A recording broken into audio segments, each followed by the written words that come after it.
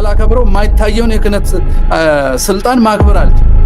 ሰው አምጾ ሲኖዶስ በሰፈር ለመፍጠር ይሞክርም ለካ ብዙ ይባላል። ስለዚህ ይሄ ምዕመናንን መግደል ነው፣ ነፍሳትን ማጥፋት። አሁን እንግዲህ ያለ ጳጳስ ምን ሊሆኑ ነው? ምንድነው? ኦርቶዶክስ ነን ያለ ጳጳስ ክህነትን ነው እየተቃወመ ያለው ማለት ነው። መለይ 5 ዓመት ሀገረ ስብከቱ ሄዶ የማያውቅ አባታል ግን ይሾማሉ። ጭራሽ ስራ የክፍት ስራ ቦታ ነው የሚፈልግላቸው እዛ ሄዶ መስራት ስላልቻሉ ማለት ነው። አሁን ሰው መስራት አይደለም ኢንከም ነው፣ የገቢ ጉዳይ ነው ይሄ ነው። ስለዚህ ልጆቻቸውን የመጠበቅ ከፍተኛ ችግር ውስጥ ነው የገቡት። የልጆቻቸውን አቅም መጠቀም ፈቃድ የላቸው። 2 ነገሮችን በትእዛዝ ላይ ያደርጉ ይፈልጋሉ፣ መታመንና መከበር። 2ቱ በትእዛዝ አይገኙም። 2ቱ መታመን የሚገኘው ታምነህ ስትገኝ ብቻ ነው። ራስህን የምታገኘው ጠይቀህ አትወስድም፣ ሰርተህ ታገኘዋል። መከበርም የሚያስከብር ስራ ሰርተህ ነው የምታገኘው። ስለ ነፍሱ የሚጨንቅ ማንኛውም ምዕመን የመንግስተ ሰማያት መግቢያ መክፈቻ ቁልፍ የያዘውን ካህን የሚያከብረው ለሕይወቱ ሲል። ይሄ በልመና አይደለም የሚወስዱት፣ ክርስቶስ የሰጣቸው ክብር። ክብሩን የሰጣቸው ለእኛ መዳን ነው፣ እንዲነግዱበትም አይደለም። ሲሞናዊነቱ እኮ የተንሰራፋው ወደ ስራ ስለተቀየረ ነው። በመኳንንት ተደግፎ ስልጣን መያዝ እኮ የተንሰራፋው ስራ ስለሆነ ነው፣ ኢንከም ነው። ስለዚህ መኳንንቱ ከሾሟቸው በገንዘብ ከገዙት ገንዘቡ ያክብራቸው፣ መኮንኑ ያክብራቸው። እኔ የማከብረው ክርስቶስ የሾማቸውን ነው። መመን የሚያከብረው ክርስቶስ የሾማቸውን ነው፣ ስለ ነፍሱ ነው። ሳይታመኑ የሚያስከብር ስራ ሳይሰሩ በትእዛዝና በትምህርት ትዝ ይለኛል የዛሬ 20 ምናምን ዓመት አካባቢ ቅዱስ ዑራኤል በጣም አስቸጋሪ አስተዳዳሪ መጡ። በጣም አስቸጋሪ፣ ሰው ሁሉ ጠላቸው። ካህን አበደ። አንድ መነኩሴ ክላሽ ይዞ ገብቶ ቤተ መቅደሱ ተከሰባቸው። ተአምር ስለሆነ ቤት እንዳለፈች የመንበሩን አምድ ወቅታ አጠገባቸው ተኩሶ ሳይመቱ ቀሩ። ተአምር ነው ይሄ። እኚህ ሰውዬ ያረጉት ከዛ ተምረው አጥፍቻለሁ፣ በድያለሁ፣ ወንድሜ አብዶ ጥይት ይዞ እስኪመጣ አድርጌያለሁ አላሉ። ባታዊ አምጥተው አባታችንን አክብሩ አሰበኩ። አሁን የተቸገርነው በስብከት በመወዳደስ ሐዋርያዊ ጉዞ ሄደው መጡ። ፓትርያርኩ ይለዋል ሄደው መንበረ ሰላማን መንበረ ህዋትን ባርከው ሲመለሱ ሐዋርያዊ ጉዞ አደረጉ። ቤተክርስቲያን አፍርሰው ሲመለሱ እሳቸው የሰበሰቡ ሲኖዶስ ያወገዘውን ቦታ በውግዘት ውስጥ ገብተው ባርከው ሲመለሱ ሐዋርያዊ ጉዞ ፈጽመው መጡ። እንዳውም በአሁኑ ሲኖዶስ አጀንዳ የሚሆን መስሎኝ ነበረ። አባታችን እኛ ወገዝነው ለምን ባረኩ ብለው እንዳውም ፕትርክናቸውን ጥያቄ ውስጥ ይከታሉ የሚል ትልቅ ተስፋ ጠብቄ ነበረ። ነገሩ እኔም ጅል ነኝ ዘላለም አልማርም እንጂ ጠብቄ ነበረ። ግን አጀንዳ ላይ የለም። አንድ ሁለተኛ የእሳቸው ንግግር እንኳን መልካሙ ተወስዶ አጀንዳ አልሆነም። ይሄ በየዓመቱ የሚያደርጉት ነው። ፓትርያርኩ ማንም ይጻፍላቸው ሁሌ የማይገናኛኝ ቢሆንም ጥሩ ነገር ያነባሉ። ከዛ የለም አጀንዳ ላይ አክሽን የለው። ዓለም አቀፍ ሰበካ መንፈሳዊ ጉባኤው ጥሩ መግለጫ ያወጣል። አሁን እየላላ ሄደ እንጂ የዛሬ 3 ዓመት ያመጣው ጠንካራ ነበር። ሲቆጧቸው እነ ዳንኤል እየቀነሱ አሁን ባዶ አረጉት።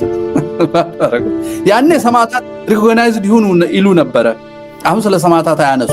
ሐሰተኛ ትርክት ላይ ቤተሻይቱ ምላሽ ትስጥ የሚል ሁሉ በጣም የሚገርም መግለጫ ነበረ የዛሬ 2 ዓመት። አዎ ጠንካራ ነበረ። ይጠየቁ የሚል ነበረ፣ ግን የለም። ምክንያቱም አጀንዳውም ቃለ ጉባኤውም ከሌላ ቦታ ስለሚመጣ ማለት ነው። አሁን እንደምናየው ምዕመኑ የተናገሩት ካህናቱ የተናገሩት እኛ የምንናገረው አይደለም፣ አለቃ የሚናገረው ነው። አለቃ የሚናገረው እንደሚሰራ የምናውቀው ሻሸመኔ በአንድ ቀን 50 ሰው ያስገደለ ሰው ኢሚዲየትሊ ብፁዕ ሆኖ ኃላፊ ሆኖ መሳዮቹን እንዲመርጥ ኮሚቴ ሊቀመንበር ይሆናል። እና ብፁዕ የምትለው ቃል አቢውዝድ ሆነች ማለት ነው። ከአሁን በኋላ ብፁዕ የሚለውን ቃል ሰምቶ የሚደነግጥ ሰው የለም። ብፁዕ ማን እንደሆነ በተግባር ስሙ ስለተበላሽ ያ ይሁዳ የሚለው ስም ይዘቱ ሳይሆን ስራው እንዳበላሸው ብፁዕ የሚለው ስም ገዳይም ለካ ብፁዕ ይባላል፣ ዘረኛም ለካ ብፁዕ ይባላል፣ አምጾ ሲኖዶስ በሰፈር ለመፍጠር የሚሞክርም ለካ ብፁዕ ይባላል። ስለዚህ ብፁዕ ምንድነው የሚል በማምጣት ወጣቶችም የተመለከቱ ሰዎችም ለዚህ ስም፣ ለዚህ ቦታ፣ ለዚህ ትርጓሜ ክብር እንዳይሰጡ በተግባር ስለተበላሸ ያደርጋቸዋል። ይሄ ምዕመናንን መግደል ነው፣ ነፍሳትን ማጥፋት ነው። በጥይት ከሚገሉን የበለጠ በዚህ መንገድ የሚፈጁት ይበልጣል። ምክንያቱም ወጣቶቹ ካሁን በኋላ ጳጳስ አያስፈልግም አንፈልግም ማለት ጀምረዋል። አሁን እንግዲህ ያለ ጳጳስ ምን ሊሆኑ ነው? ምንድነው ኦርቶዶክስ ነን ያለ ጳጳስ? ተመልከቱ እያመጡ ያሉትን ግድያ። ከስጋ የበለጠ የነፍስ ግድያ የሚመጣው ከራሳችን ቤት ነው። ጳጳስ አያስፈልገኝም ብሎ ሰው ከተንቀሳቀሰ አደጋውን ማየት እንችላለን። ክህነትን ነው እየተቃወመ ያለው ማለት ነው። መለየት አለብን። ሰዎቹ የሚያደርጉትን ስራና ክህነታችንን መለየት አለብን። በክህነት ስም ደግሞ አክብሩኝ ብሎ ማጭበርበርን ደግሞ መለየትና መቃወም አለብን። ድንበሩ እየተምታታብን ነው። አሁን አንዱን ሰው ደፋርና ተሳዳቢ የምንለው ድንበሩ ስለሚያስቸግር ነው። ሰው ላይ ነው ያረፈው ክህነቱ። ሰውየውን ሳላከብረው የማይታየውን የክህነት ስልጣን ማክበር አልችልም። ሰውየውን ሳከብረው ደግሞ ብፁዕ ነኝ ብሎ ሲገለኝ ሳየው ሰውየውን እቆጣለሁ ብዬ ክህነቱን ደግሞ ያዋረድኩ ይሆንብኛል። በዛ ቴንሽን መሃል ነው ጭንቀታችን። በዛ ክህነት ተከልሎ ቤተክርስቲያንን የሚያጠፋ ይሆናል ደግሞ ዝም እንዳንለው እና ይሄን ውጥረት እንዴት እንፍታ የሚለው ላይ ነው መጨነቅ ያለብን ብዬ ነው የማስበው። ቋሚ ሲኖዶሱ አወገዘ ይላል። አሁን የኛ ቤት ውግዘት እንኳን የአማንያንና የብልጽግና ወንጌል ሃይማኖት ተከታይ መንግስትን ቀርቶ በኢትዮጵያ ቤተክርስቲያን ሞኖኮስን ያሉትን መንበረ ሰላማ መመለስ ያቃተው ምክንያቱም የአማኒነት ስለገባ ወለጋ አባ ገብርኤል ነኝ የሚለውን ሰውዬ መያዝ ያቃተው ውግዘትን ተከትሎ አንዳንድ መንግስታዊ እርምጃዎች በፍትሐ ብሔሩ ህግ መሰረት ቤተክርስቲያን ህጋዊ ሰውነት አላት። ያወገዘችውን ነገር ህግ አፈጻጸሙ በመንግስት ነው። ለምሳሌ የሸሪዓ ፍርድ ቤት የፈረደውን ፖሊስ በፍርዱ መሰረት ወስዶ ያስራል። ሲኖዶስ የወሰነውን መንግስት ነው የሚያስፈጽመው። ለምሳሌ የትግራይ እነ መንበረ ሰላማ የሚባሉት የነ ሰረቀ ቡድን ተወገዘ።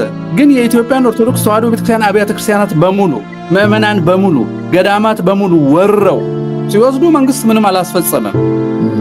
ቅባቶችን አወገዙ። የኢትዮጵያን ኦርቶዶክስ ተዋሕዶ ቤተክርስቲያንን ልብስ፣ ህዝብ፣ ገዳም ወስደው መንግስት ምንም አላደረገም። ስለዚህ መንግስት እንዳለበት የሚታወቀው የኦርቶዶክስ ቤተክርስቲያን አባቶች ያወገዙትን እንዳልሰማ ተወጋጆቹ እንዲቀጥሉ ነው የሚያደርገው መንግስት። ይሄንን መንግስት አውግዘናል ማለት ምን ማለት ነው? ማነው ይሄ? እነዚህ ሰዎች ገዳዮቹን አውግዘናል ማለት ነው። ሴኩላር ቋንቋ ነው። ሴኩላሮች ናቸው። እናወግዛለን ይላሉ። ከኛ ወስደው ከክርስትና ወስደው ማሰር እኮ ነው ነገርየው። ስለ እስር ስለመፈታት የማያውቀውን የሚያርደውን አውግዣለሁ ሳይሆን ባለው ዓለም አቀፍ ሀገር አቀፍ ህግ ነው ቋንቋው መሆን የነበረበት። በዚህ ጊዜ ለፍርድ ቀርበው እስከዚህ ጊዜ